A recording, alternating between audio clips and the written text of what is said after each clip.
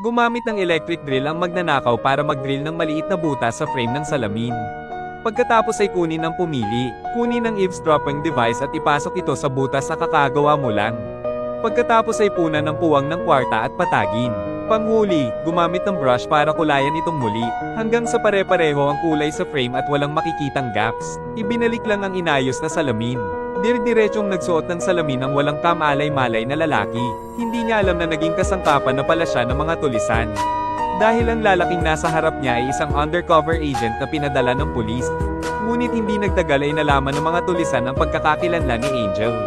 Makinig ang isa sa mga doktor ay isang pulis. Hindi alintana kung ang mga pulis ay palihim na pumasok o gumamit ng baril upang pilitin silang pumasok, o magpanggap na isang doktor o tagapaghatid.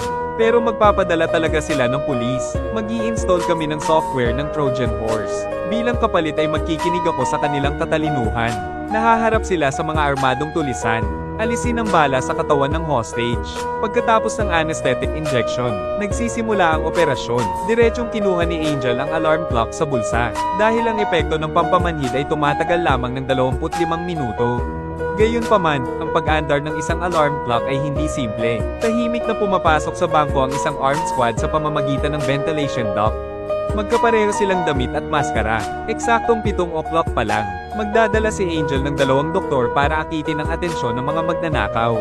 Maaaring samantalahin ng armadong kupunan ng pagkakataong ito para makalusot sa mga hostage mula sa ventilation duct. Aalis ang doktor sa loob ng 5 minuto. Natanggap. Sa tingin ng pulisya, perpekto ang planong ito. Pero minamaliit pa rin nila ang IQ ng mga tulisan.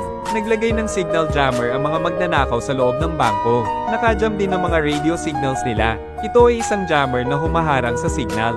Naririnig kaya ni Suarez? Gumamit sila ng